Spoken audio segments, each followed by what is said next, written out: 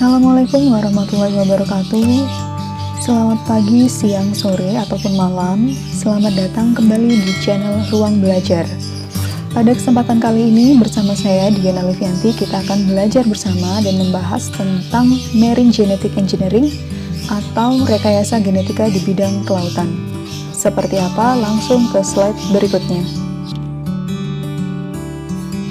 Ada 3 sub pokok pembahasan pada kesempatan kali ini. Yang pertama, kita akan membahas atau mengingat kembali materi genetika. Yang kedua, kita akan membahas aplikasi-aplikasi teknologi transgenik. Yang ketiga, kenapa kita harus atau membutuhkan teknologi transgen. Untuk selengkapnya, kita akan masuk pada pembahasan yang pertama. Sebelum masuk pada materi yang pertama, coba kita ingat-ingat kembali tentang struktur penyusun kehidupan. Bumi, alam semesta ataupun biosfer menjadi tempat hidup bagi seluruh organisme, termasuk manusia, hewan ataupun tumbuhan.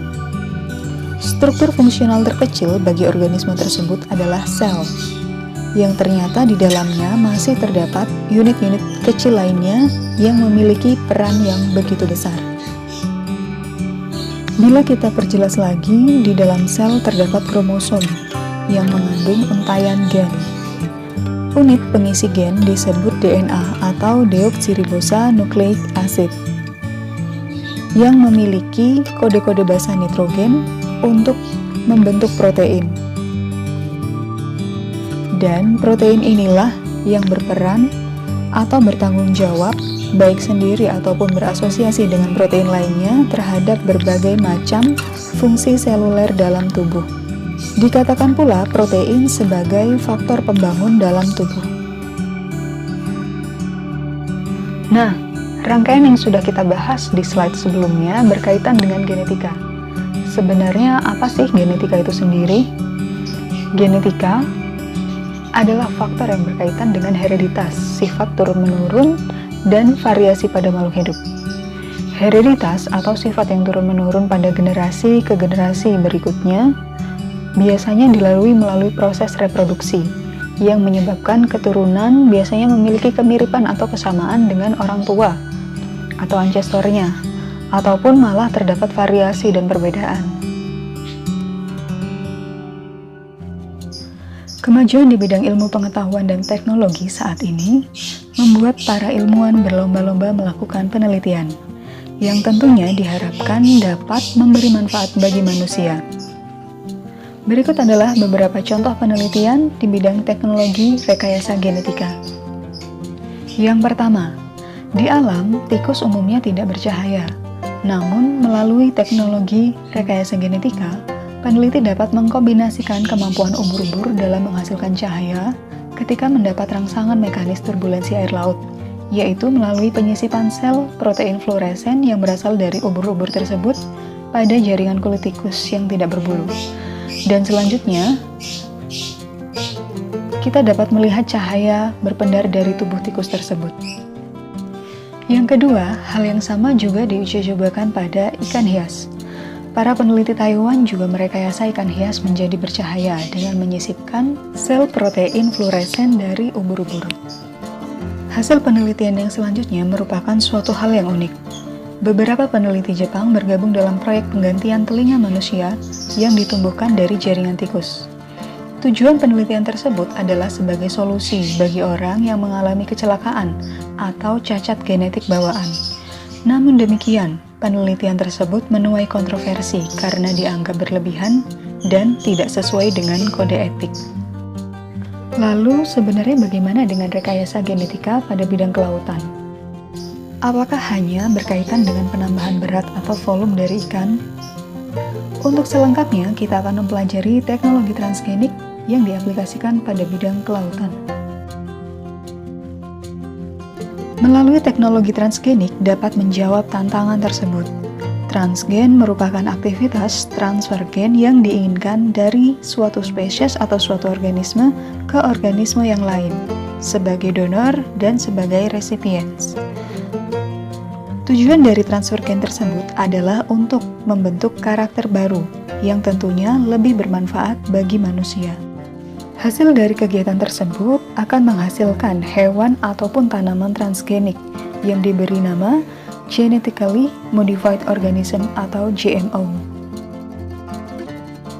Berikut adalah contoh-contoh ikan transgenik dalam tahap penelitian, pengembangan, ataupun komersialisasi yang sudah dilakukan oleh para peneliti.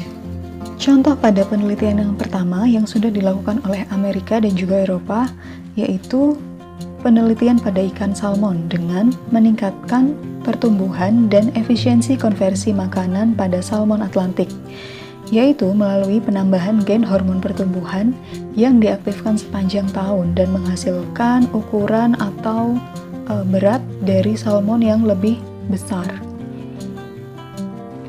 Sama dengan penelitian yang pertama, pada penelitian kedua dan ketiga juga bertujuan untuk meningkatkan rata-rata pertumbuhan dan efisiensi konversi makanan, yaitu pada organisme atau pada hewan uji coba tilapia. Yang membedakan dari keduanya adalah pada penelitian Kanadian dan US dilakukan penambahan gen hormon pertumbuhan salmon sockeye.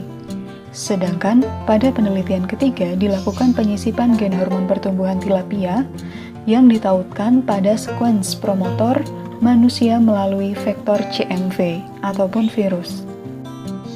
Contoh penelitian yang selanjutnya yaitu melalui pengembangan ikan konsumsi grass carp yang tahan terhadap penyakit melalui penambahan gen interferon manusia. Penelitian yang selanjutnya yaitu dengan meningkatkan toleransi pada suhu dingin ikan mas melalui penambahan gen protein antifreeze. Penelitian selanjutnya dilakukan pada ikan lele yang bertujuan untuk meningkatkan rata-rata pertumbuhan dan kekebalan bakteri non-spesifik pada ikan lele menggunakan gen hormon pertumbuhan salmon dan gen K-cropin dari ngengat. Penelitian tersebut bertujuan untuk pemenuhan konsumsi manusia dengan berbagai status produk, mulai tahap masih diteliti sampai tahap regulasi untuk persetujuan produk di pasaran. Selanjutnya, mengapa kita membutuhkan teknologi transgenik?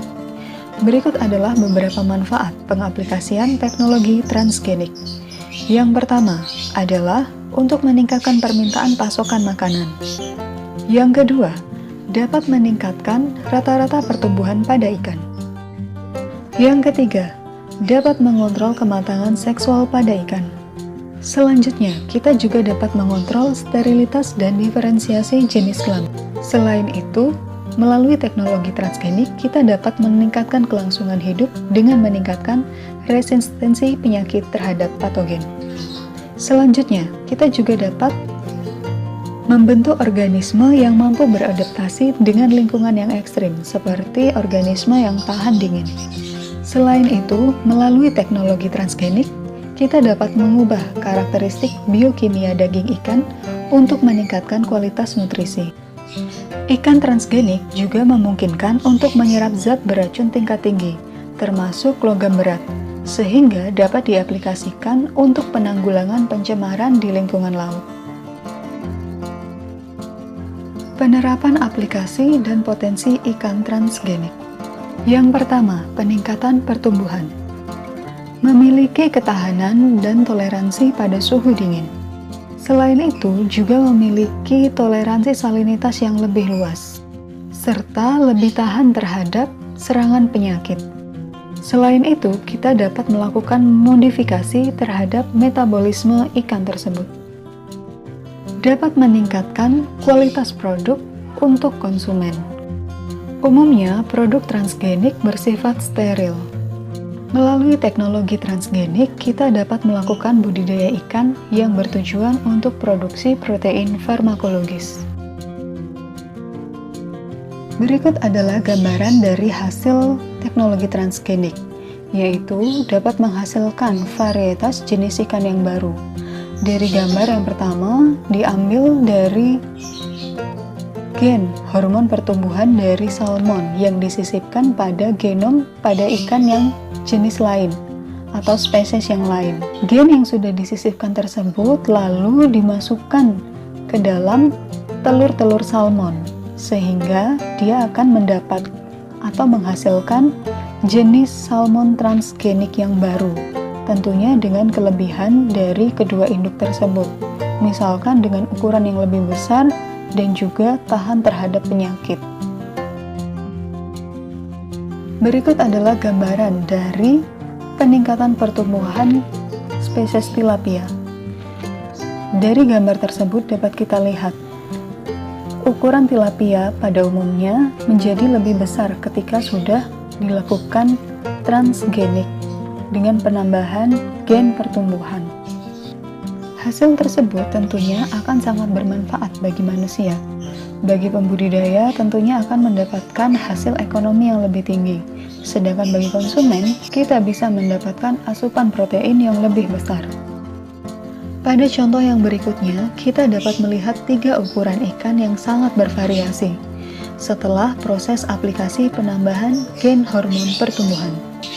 Pada tipe liar atau wild type, ukurannya hanya berkisar antara 10 cm.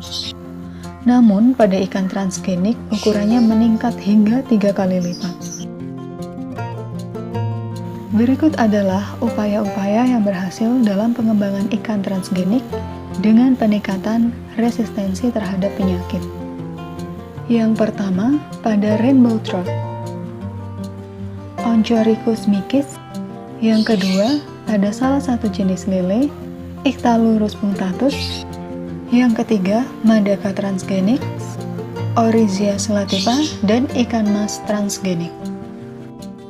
Dengan peningkatan ketahanan terhadap penyakit tentunya dapat bermanfaat bagi para pembudidaya karena dapat meningkatkan survival rate dari jenis-jenis organisme yang dibudidayakan tersebut dan mengurangi kematian yang diakibatkan oleh penyakit tersebut.